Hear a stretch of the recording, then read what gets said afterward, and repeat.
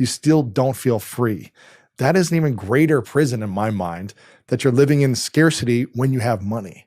I mean, there's so many people right now that have the pressure to save money, because we've been talking about making money. Yes.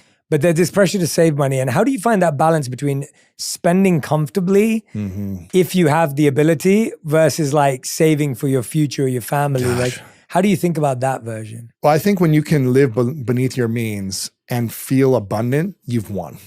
So when you live beneath your means and you don't need extra stuff, you've won. I just watched The Count of Monte Cristo the other night. It's an incredible movie of a guy who has nothing, who was born by, back in the, 1700s or something. It's a period piece.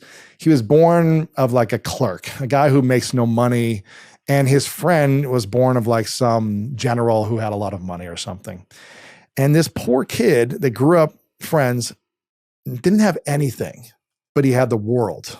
He had no money, no possessions, but he just approached life as like, man, but here's a piece of string. Here's a rock that I can play with.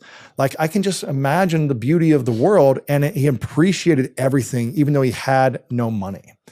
And I think in some ways, it's so hard to look at that when we see Instagram and TikTok where everyone has things. That's the hard part, yeah. When you see everyone else having fun with money and going on that trip with their girlfriends, or buying that expensive car to show off to their guy friends, or getting the nice watches, or having the cool shoes, and you thinking, oh, if I could really have money, then I could have these things that would make me feel cool or feel better. But if we can approach life and just be like, man, life is so good with what I have, that is true wealth.